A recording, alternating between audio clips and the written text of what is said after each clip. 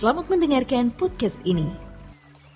Orang-orang Israel atau orang-orang Yahudi, siap tidak siap, mau tidak mau, tidak ada pilihan, harus menjadi anak-anak Abraham. Dan sebagai tanda bahwa mereka adalah anak-anak Abraham, mereka harus menerima sunat fisik, sunat lahiriah, sunat kulit katan. Mereka mendapat bagian dalam perjanjian antara Tuhan semesta alam yang maha kudus dengan anak manusia yang bernama Abram, yang kemudian namanya diubah menjadi Abraham itu. Di dalam perjanjian itu bahwa Tuhan akan memberkati keturunannya. Oleh sebab itu kalau kita membaca Alkitab, kita menemukan betapa istimewanya orang-orang Israel ini. Betapa istimewanya orang-orang Yahudi ini. Mereka bangsa yang benar-benar memiliki hak-hak istimewa dari Tuhan. Tidak ada oknum yang bisa mengutuk mereka, karena mereka adalah keturunan Abraham dari Ishak. Tetapi perlu saya beri catatan, bukan berarti kalau mereka tidak dengar-dengaran kepada Tuhan, mereka masih tetap ada di dalam berkat Tuhan, berkat jasmani maksudnya. Tuhan sering disiplin mereka dengan hajaran-hajaran dan pukulan-pukulan, saudaraku. Tetapi bagaimanapun, bangsa itu istimewa. Paulus dalam surat Roma mencatat, dilihat dari keturunan Abraham, mereka kekasih Tuhan. Apakah ada bangsa di dunia ini yang telah meninggalkan tanah airnya berkisar 2000 tahun masih bisa berhasil membangun negeri di tempat di mana nenek moyang mereka pernah berdomisili? Dan selama hampir 2000 tahun itu, bahkan lengkapnya mestinya 2500 tahun, sejak Yehuda runtuh, sejak Israel Utara jatuh tahun 722 sebelum Masehi, belum pernah ada satu negara pun berhasil dibangun di tanah Palestina. Kecuali 14 Mei 1948, negara Israel dengan bendera Star of David bisa berkibar, saudaraku. Tidak mungkin ini kebetulan. 3 juta rakyat Israel melawan musuhnya yang jumlahnya 10 kali lipat lebih. Slogan Mesir pada waktu itu adalah, kita buang orang Yahudi ke laut. Tetapi justru ternyata mereka bisa mencaplok wilayah-wilayah musuh. Bahkan sampai hari ini masih sebagian dikuasai. Kalau bukan tangan Tuhan yang kuat, siapa? Bangsa yang 6 juta mati pada Perang Dunia Kedua. Dari tahun 1939 sampai tahun 1945. 7 tahun, 6 juta mati. Itu menjadi trauma. Peristiwa pembantaian Holocaust, pembantaian atas ras Semit ini oleh bangsa Jerman dan sekutunya.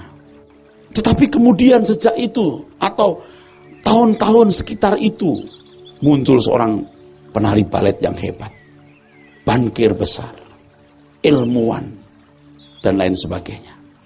Dan Tuhan mengembalikan mereka dari segala penjuru tempat ke tanah di mana Tuhan pernah menjanjikan kepada Abraham bahwa tanah itu akan diduduki oleh keturunannya.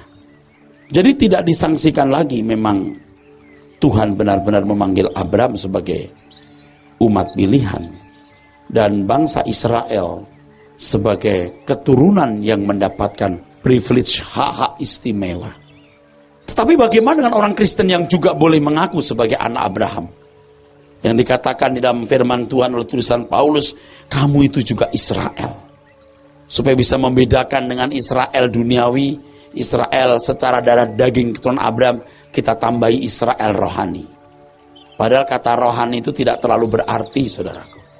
Tidak terlalu berarti walaupun tentu punya makna. Kita juga anak-anak Abraham. Nah, kalau orang-orang Israel, orang-orang Yahudi tidak bisa menghindar. Begitu lahir dari keluarga Yahudi, mereka disunat. Mereka jadi anak-anak Abraham. Atau jadi keturunan Abraham. Dengan hak istimewanya. Tetapi saudara dan saya yang bukan berdarah Yahudi, saudara tidak dipaksa untuk menjadi keturunan Abraham. Saudara tidak dipaksa. Orang Kristen itu begitu lahir dari keluarga Kristen tidak otomatis jadi anak Abraham. Itu bedanya. Itu bedanya.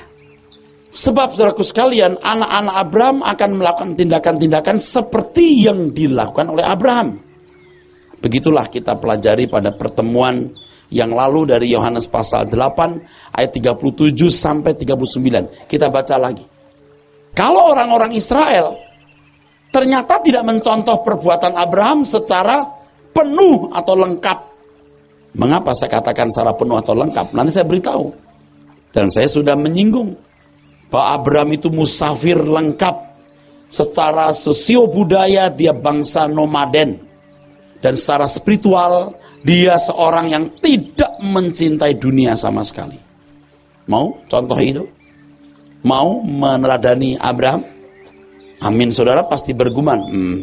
Mirip suara lembu. Emoh. Emoh itu artinya tidak mau. Kalau orang Israel secara darah daging itu tidak ada pilihan. Lahir disunat. Nah sekarang saudara mau sunat hati enggak? Mau sunat hati enggak? Jangan menggantikan kualitas yang seharusnya dipenuhi sebagai anak-anak Abraham dengan sunat hati, kerelaan menjadi musafir seperti Abraham, dengan liturgi. Jangan kita gantikan kehidupan iman Abraham yang harus kita teladani, kita ganti dengan liturgi atau misa. Sesat, asli sesat itu. Kalau itu diteruskan binasa itu saudara.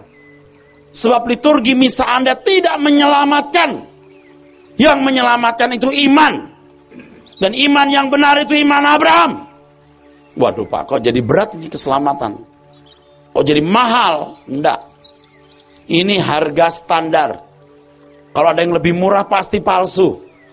Sebab harga ini harga mati. Dipatok harga mati. Mari kita lihat Yohanes 8 ayat 37. Aku tahu bahwa kamu adalah keturunan Abraham, tetapi kamu berusaha untuk membunuh aku karena firman-Ku tidak beroleh tempat di dalam kamu. Apa yang kulihat pada Bapa, itulah yang kukatakan, dan demikian juga kamu perbuat tentang apa yang kamu dengar dari bapamu. Jawab mereka kepadanya, Bapa kami ialah Abraham. Tuh, mereka yakin anak-anak Abraham. Terus. Kata Yesus kepada mereka, jikalau sekiranya kamu anak-anak Abraham, tentulah kamu mengerjakan pekerjaan yang dikerjakan oleh Abraham. Saudaraku sekalian yang kasih, lalu kalau saudara membaca ayat-ayat berikutnya, Tuhan tegas berkata, bapakmu itu setan. Bapakmu itu iblis. Jadi kalau anak Abraham melakukan tindakan-tindakan Abraham. Kalau tidak melakukan tindakan seperti tindakan Abraham, bukan anak-anak Abraham. Ya. Kalau dilihat cara hidup saudara hari ini, ada nggak unsur-unsur kehidupan Abraham dalam hidup saudara? Berbahagialah yang berkata jujur, tidak ada. Karena 50% sembuh. 50% itu langkah kita menyelesaikannya dengan Tuhan. Saya mengerti ada orang-orang yang dikaruniai untuk memahami ini, ada orang yang tidak atau belum waktunya. Tetapi kalau tidak mulai sekarang saya suarakan, saya tidak tahu kapan saya akan suarakan. Saya ulangi saudara, anak-anak Abraham melakukan tindakan-tindakan yang dilakukan Abraham. Tindakan iman Abraham itu. Saya sudah menjelaskan cukup panjang lebar. Iman Abraham itu diekspresikan dalam tindakan, ketaatan tak bersyarat, ketaatan mutlak, total submission. Fokus hidup Abraham adalah kota yang mempunyai dasar yang direncanakan dan dibangun oleh Allah. Ibrani 11 ayat 8-16. Sampai ketika dalam perjalanan dia menghadapi bencana kelaparan, ia tidak kembali ke Ur Kasdim. Dia memilih ke Mesir walaupun ia harus menghadapi bahaya. Begitu taatnya kepada Tuhan. Kalau ia kembali ke Ur Kasdim, ia bisa kembali seperti dulu. Kehidupannya kembali seperti dulu sebelum menerima panggilan dari Tuhan. Waduh, mengagumkan. Benar mengagumkan, saudara. Sebagai anak-anak Abraham oleh iman, maksudnya kita anak-anak Abraham karena kita memiliki iman seperti iman Abraham. Kalau Abraham menuruti apapun yang diperintahkan Tuhan semesta alam yang kita panggil Bapak di surga, sekarang anak-anak Abraham sekarang total submission kepada Tuhan Yesus Kristus dan fokus kepada kerajaannya. Kalau tidak demikian bukan anak Abraham. Setuju enggak? Oke, puji Tuhan, ini sudah militan ini. Setujunya agak kayak militer. Setuju? Bagus. Tapi ada yang ragu-ragu nih. Setuju enggak, saudara? Oke, setuju. Selama ini saudara sudah memiliki kehidupan iman atau kehidupan seperti unsur-unsur iman Abraham dan fokusnya belum? Mau diteruskan begini enggak? Maksud saya mau diteruskan tanpa unsur iman dan fokus Abraham? Nah, oke, kita bertobat, saudara. Lebih baik terlambat daripada tidak sama sekali. Memang agak terlambat, saudara. Saudaraku sekalian, kalau kita sungguh-sungguh mau menjadi anak-anak Abraham, sebab hanya anak Abraham yang mendapat berkat. Dari keturunanmu semua bangsa di muka bumi akan diberkati. Harus lewat Abraham. Saya sudah menyinggung pada pertemuan yang terdahulu ketika Sakius memberikan separuh hartanya kepada orang miskin, dan kalau ada orang pernah dia peras, dikembalikan 4 kali lipat jadi miskin mendadak. Bisa, logikanya jadi miskin atau jadi pas-pasan. Tetapi ini model musafir itu begini nih, saudara. Model musafir itu begini. Kita sekarang sedang dibawa kepada Kristen yang sejati. Kita dibawa kepada Injil tanpa agama. Jangan sampai agama merusak Injil. Lebih baik Injil tanpa agama daripada agama tanpa Injil. Injil yang murni. Kita bersyukur Abraham tidak punya agama. Kalau Abraham punya agama, repot kita. Kita harus ikuti syariat-syariatnya. Abraham walaupun tidak beragama tapi bertuhan. Jangan membalik. Beragama tapi tidak bertuhan. Orang-orang sekarang kalau sumpah pakai nama Tuhan itu gampang sekali, saudara. Sumpah demi apapun katanya. Sumpah demi Tuhan saya nggak hidup lagi. Biar disambar geledek. Saya mati. Nggak mungkin mati mendadak. Tuhan itu sabar. Urusan belakangan. Lu nyolong hari ini, lu sumpah pakai nama Tuhan. Lu bilang, biar disambar geledek. You nggak disambar geledek. You nggak mati mendadak.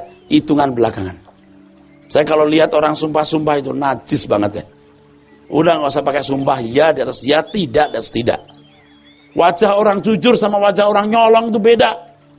Wajah maling sama wajah nggak maling itu beda. Orang juga bisa membaca. Dulu di sekolah Alkitab saja ada kehilangan uang. Dia berkata, demi Tuhan, saya tidak mencuri. Bahasa roh. Pakai demi Tuhan bahasa roh. Padahal kita jebak dia dengan uang yang kita kasih tanda. Dan uang itu di dompet dia.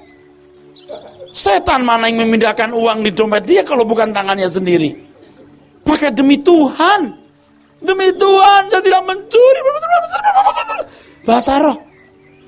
Demi Tuhan. Laba dia. Ngambil uang orang. Oke. Kita sekarang dibawa kepada Injil yang benar. Ya. Kita bertuhan. Seperti Abraham bertuhan. Jangan sistem liturgi, sistem misa, dan keberagamaan itu merusak apa yang esensial yang seharusnya kita miliki. Iman Abraham, fokus Abraham. Abraham itu gak ada duniawinya sama sekali, saudaraku. Lalu kalau kita di gereja sering diajar begini, coba angkat tangan, terimalah berkat Abraham. Yang dibayangkan apa kira-kira berkat itu?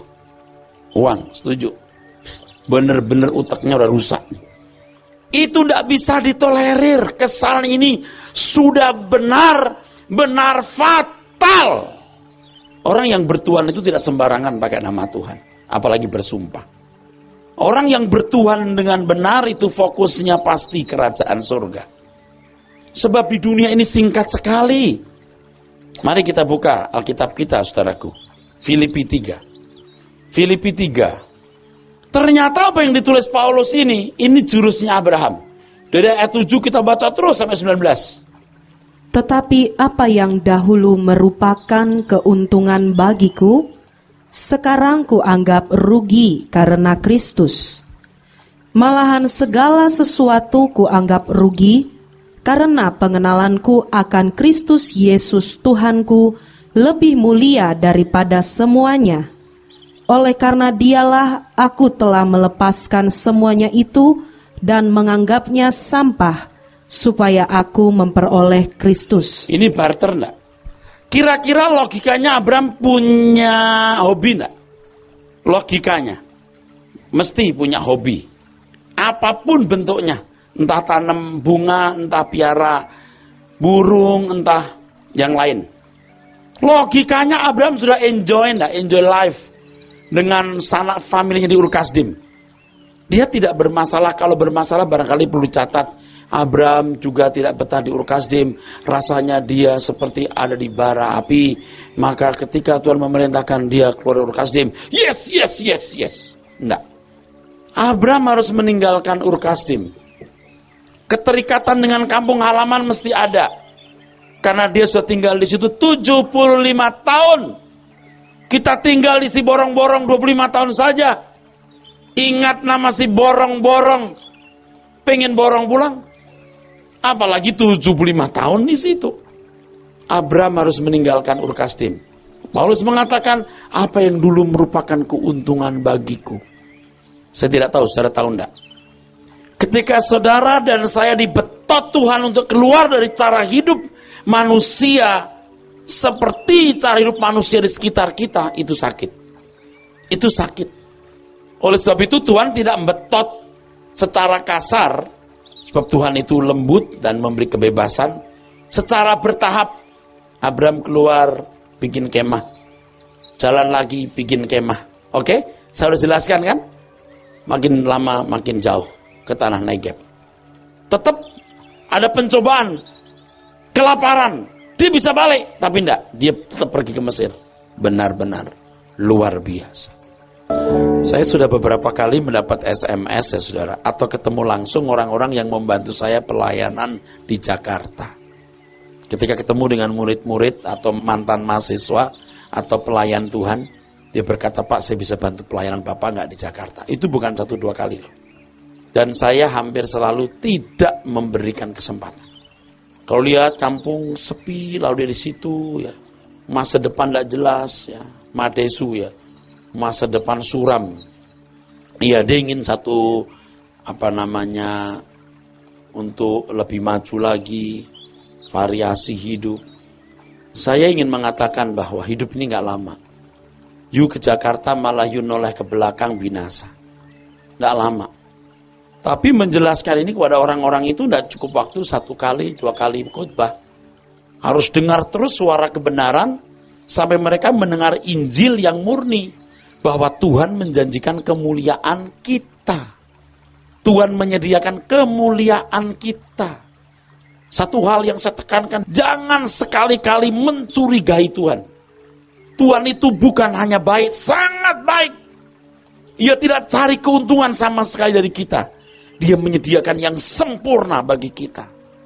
Nah, kalau Tuhan sediakan yang sempurna itu, mengapa kita tidak berani barter? Kenapa kita tidak berani barter?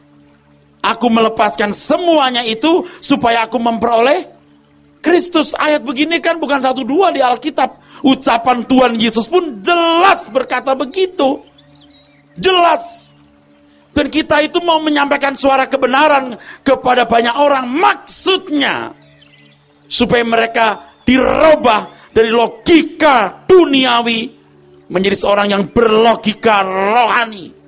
Pola berpikir yang berbasis pada dunia yang akan datang.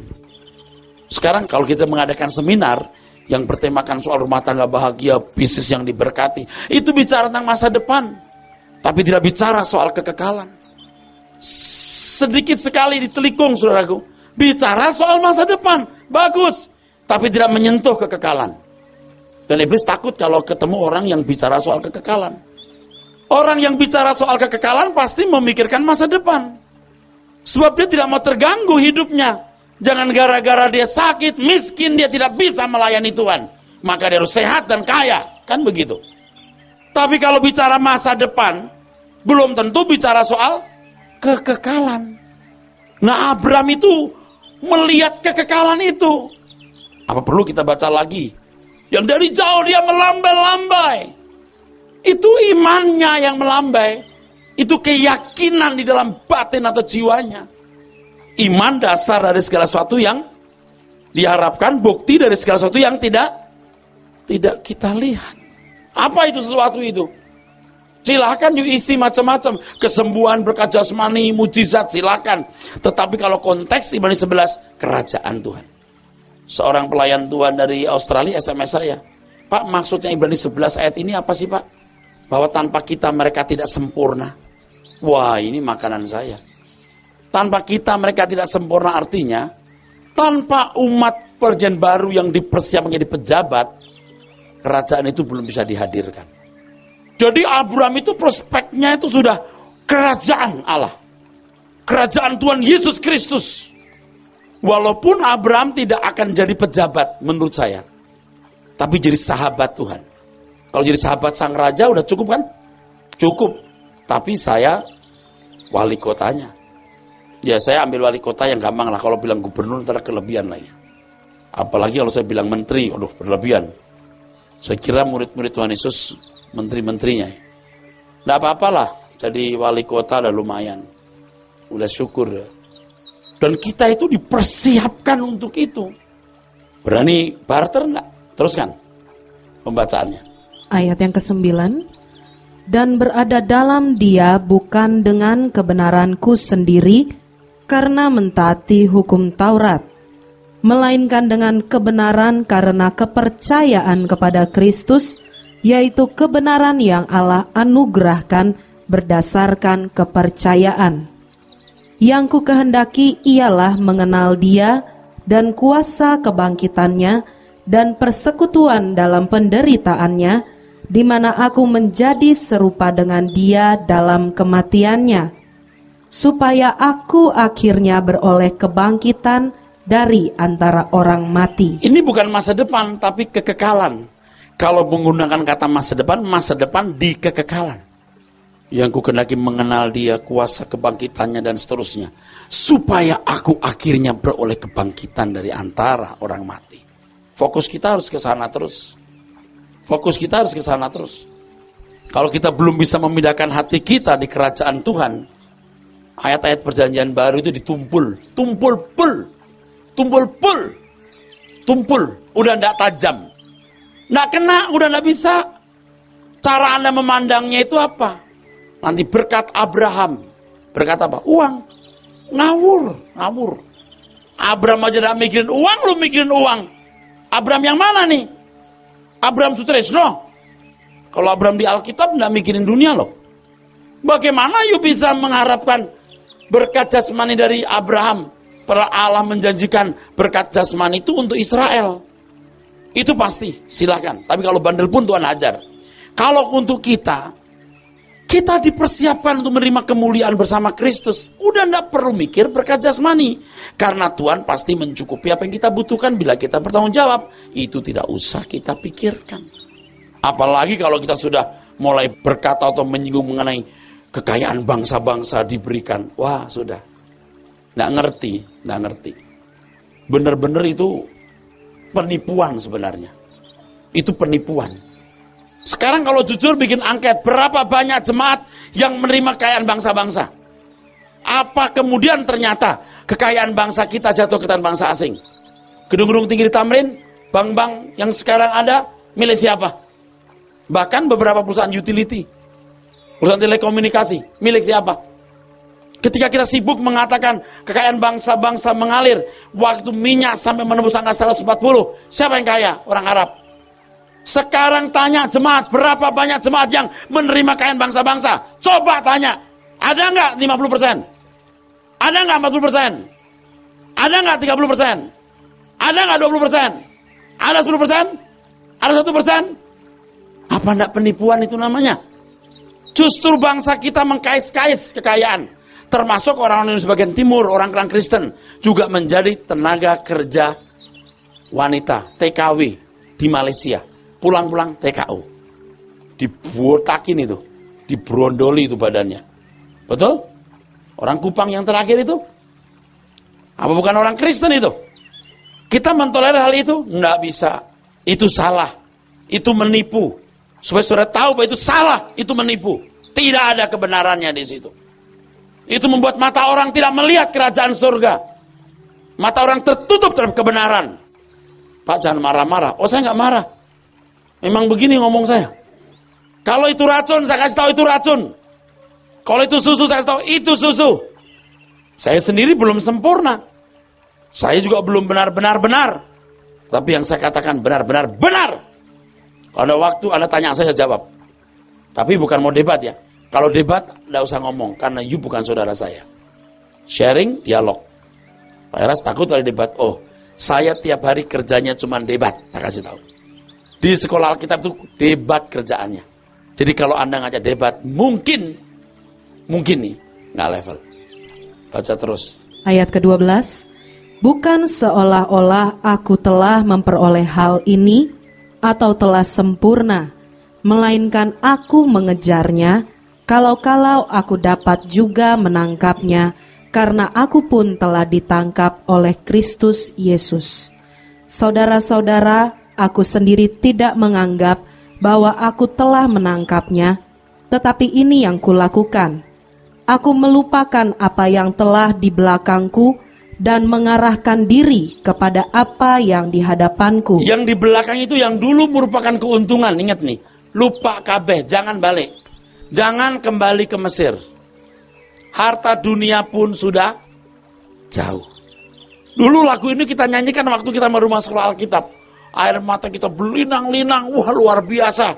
Campur ingus itu campur aduk. Sampai tidak malu-malu lagi. Tapi setelah kita melayani pekerjaan gerejani, dapat amplop, ternyata Yerusalem makin jauh. Tapi waktu itu kita betul pecah hati loh, nangis beneran saudara. Tapi ternyata kita noleh-noleh ke belakang seperti istri Lot. Cuman untungnya Tuhan itu masih beri kesempatan.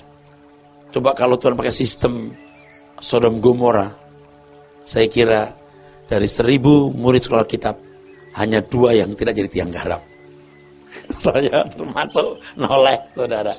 Seneng ya, punya mobil bagus, seneng gitu.